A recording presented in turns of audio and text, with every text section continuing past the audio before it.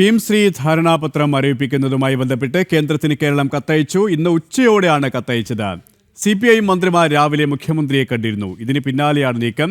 PM-ശ്രീ പദ്ധതിയിൽ വിദ്യാഭ്യാസ മേഖലയ്ക്കുള്ള സാമ്പത്തിക സഹായത്തിന്റെ ആദ്യ ഗഡു കേന്ദ്രത്തിൽ നിന്ന് ലഭിച്ചിരുന്നു. സംസ്ഥാനത്തെ വിദ്യാർത്ഥികളുടെ ഭാവി തകർക്കുന്ന നീക്കമാണെന്ന വിമർശനം ചെവികൊള്ളാതെയാണ് സർക്കാർ മുന്നോട്ടു പോകുന്നത്.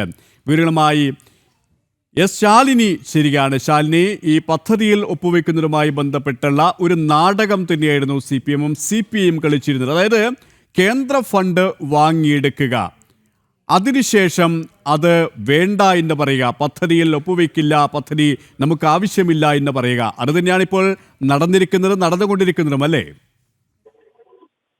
KP, തീർച്ചയായും അങ്ങനെ തന്നെയാണ്. ഇന്ന് ഉച്ചയോടുകൂടിയാണ് ഈ PM-ശ്രീ പദ്ധതിയുമായി ബന്ധപ്പെട്ട പദ്ധതി മരവിപ്പിക്കുകയാണ് എന്ന കേന്ദ്ര സർക്കാരിനെ സംസ്ഥാനം അറിയിക്കുന്നത്. വിദ്യാഭ്യാസ വകുപ്പാണ് ഔദ്യോഗികമായി രേഖാമൂലം ഈ കത്ത് കേന്ദ്ര ഹ്യൂമൻ റിസോഴ്സ് വകുപ്പിന് മന്ത്രിക്ക് അയച്ചിട്ടുള്ളത്. കത്ത് രേഖാമൂലം അവിടെ നൽകിയിരിക്കുകയാണ്. ഇനിയിപ്പോൾ തീരുമാനമെടുക്കേണ്ടത് കേന്ദ്രമാണ്. ഏത് തരത്തിൽ നടപടികൾ സ്വീകരിക്കുമെന്നുള്ളത് വരും ദിവസങ്ങളിൽ കണ്ടറിയേണ്ടിയിരിക്കുന്നു. എന്തായാലും സംസ്ഥാനത്ത് 47 ലക്ഷത്തിലധികം വരുന്ന വിദ്യാർത്ഥികളുടെ ഭാവി ചോദ്യം ചെയ്തുകൊണ്ട് തന്നെയാണ് വിദ്യാഭ്യാസ വകുപ്പും CPI-യും ഇത്തരത്തിലൊരു തീരുമാനത്തിലേക്ക് എത്തിയിട്ടുള്ളത്. അതിൽ നമ്മൾ മനസ്സിലാക്കുന്നത് പ്രകാരമാണെങ്കിൽ കഴിഞ്ഞ ദിവസമാണ് മുഖ്യമന്ത്രി അടക്കമുള്ളവർ വാർത്താ സമ്മേളനം നടത്തിയപ്പോൾ ഒരു ഉപസമിതിയെ ഈ പദ്ധതിയുമായി ബന്ധപ്പെട്ട വിശദാംശങ്ങൾ പഠിക്കാനും വിശകലനം ചെയ്യാനുമായി നിയോഗിച്ചത്. ഉപസമിതിക്ക് കൃത്യമായി യോഗം ചേരാനോ നടപടികൾ പൂർത്തിയാക്കാനോ സാധിച്ചിട്ടില്ല. CPI-യുടെ 2 മന്ത്രിമാർ ഉൾപ്പെടെ കെ രാജൻ ഉൾപ്പെടെ ഉള്ള 2 മന്ത്രിമാർ അടങ്ങിയ 7-അംഗ സമിതിയാണ് നിശ്ചയിച്ചിട്ടുള്ളത്. ഈ സമിതി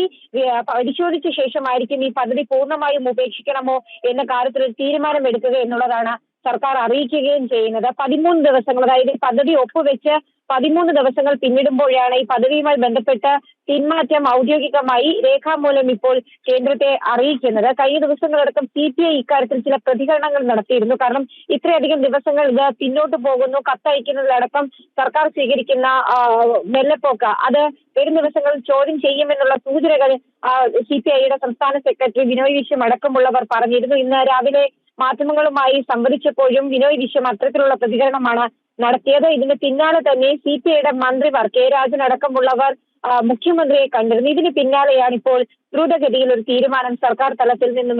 ശാലിനി, ഇവിടെ സംസ്ഥാനത്തെ വിദ്യാഭ്യാസ പുരോഗതിക്ക് വലിയ രീതിയിൽ സഹായകരമാകുന്ന പദ്ധതിയാണ്. കാരണം അത്രത്തോളം ഫണ്ട് ലഭിക്കുന്നു. മറ്റ് സംസ്ഥാനങ്ങൾ ഇത് കൃത്യമായി വാങ്ങുന്നു, കൃത്യമായി വിനിയോഗിക്കുന്നു. അവിടുത്തെ വിദ്യാഭ്യാസ പുരോഗതിയിൽ സമഗ്രമായ പല പദ്ധതികളും ആവിഷ്കരിക്കുകയും ചെയ്യുന്നു. പക്ഷേ ഇത്തരത്തിൽ രാഷ്ട്രീയ വിരോധം വെച്ചുകൊണ്ട് കേരളം ഇങ്ങനെയുള്ളൊരു നിലപാട് സ്വീകരിക്കുമ്പോൾ നമ്മുടെ കുഞ്ഞുങ്ങളുടെ ഭാവി തന്നെയാണ് തുലാസിലാകുന്നത്.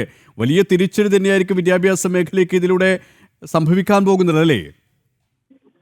KP, തീർച്ചയായും അത്തരത്തിൽ തന്നെയാണ്. കാരണം ഈ പദ്ധതി ഒപ്പുവെച്ചതിന്റെ 3 ദിവസത്തിനുള്ളിലാണ് ആദ്യഘട്ട ഫണ്ട് എന്ന നിലയിൽ വിദ്യാഭ്യാസ വകുപ്പിന് SSA ഫണ്ട് എന്ന നിലയിൽ ഏകദേശം 90 കോടിയിലധികം രൂപ കേന്ദ്രം നൽകിയത്.